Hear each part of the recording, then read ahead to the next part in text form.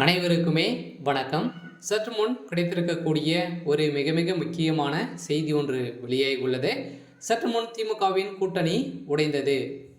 முதல்வர் ஸ்டாலின் அதிர்ச்சி. இது மாதிரி செய்திகள் வெளியாகிருக்கு.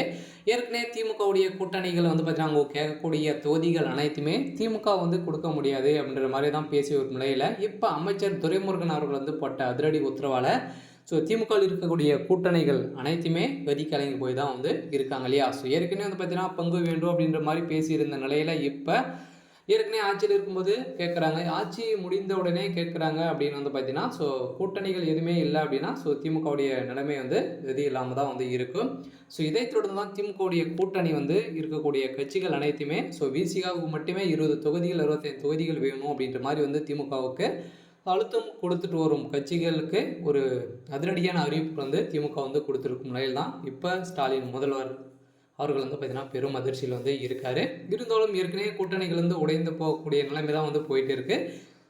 இதை தொடர்ந்து அமைச்சர் துரைமுருகன் என்ன சொல்லியிருக்காரு அப்படின்றத தொடர்ந்து வீடியோவில் பார்க்கலாம். அதுக்கு முன்னாடி நம்ம சேனலுக்கு இப்போ தான் நீங்கள் முதல் முறையாக வந்திருக்கீங்க அப்படின்னா மறக்காமல் நம்மளுடைய சேனலை சப்ஸ்கிரைப் பண்ணிக்கோங்க.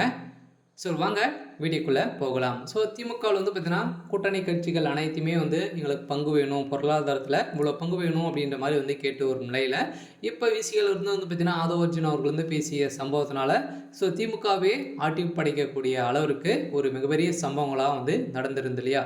இந்த சம்பவத்தின் அடிப்படையில் திமுகவில் பார்த்தீங்கன்னா விசிக இன்னும் கூட்டணியில் தான் இருக்காங்க, இருக்கும் போகிறாங்க. இருந்தாலும் எந்த கூட்டணியில் 25 தொகுதிகள் விசிகாவுக்கு வேணும் அப்படின்ற மாதிரி சொல்லி வருகின்ற நிலையில் பார்த்தீங்கன்னா ஏற்கனவே ஸ்டாலின் அவர்கள் இதுக்கு கொடுக்கலாம் அப்படின்ற மாதிரி முடிவுகள் எடுத்துருக்கும் நிலையில் இருந்தாலும் இப்போ முதல்வராக இருக்கக்கூடிய அமைச்சர் துரைமுருகன் அவர்கள் இப்போ போட்ட அதிரடி உத்தரவால் தான் இப்போ அலறி போய் இருக்காங்க. இருந்தாலும் அமைச்சர் துரைமுருகன் அவர்கள் ஏற்கனவே பார்த்தீங்கன்னா முதல்வராகி இன்னும் அவருக்கு திமுக அந்த பதவி கொடுக்காதது ஏன் அப்படின்ற மாதிரி ராமதாஸ் அவர்களை கேள்வி எழுப்பக்கூடிய நிலையில் முதல்வர் ஸ்டாலின் அவர்களே பெரும் அதிர்ச்சியில் இருக்காரு. இருந்தாலும் இந்த திமுக கூட்டணிகள் இருக்கக்கூடிய மிகப்பெரிய கட்சிகள் இருக்கு இல்லையா.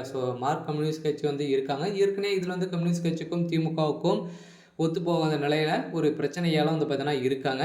இருந்தாலும் மீண்டும் வருகின்ற 2026 கூட்டணிகள் வைப்பாங்களா அப்படின்னு தான் கேள்விக்குறியாக இருந்தாலும் இப்போ அதிமுக பக்கம் பார்த்தீங்கன்னா சாயக்கூடிய நிலைமை இப்போ திமுகவில் இருக்கக்கூடிய கூட்டணிகள் அனைத்துமே எடப்பாடி செய்த ஒரு செயலால் இப்போ திமுக கூட்டணி மொத்தமே உடைய போகுது சம்பவம் நடந்திருக்கு.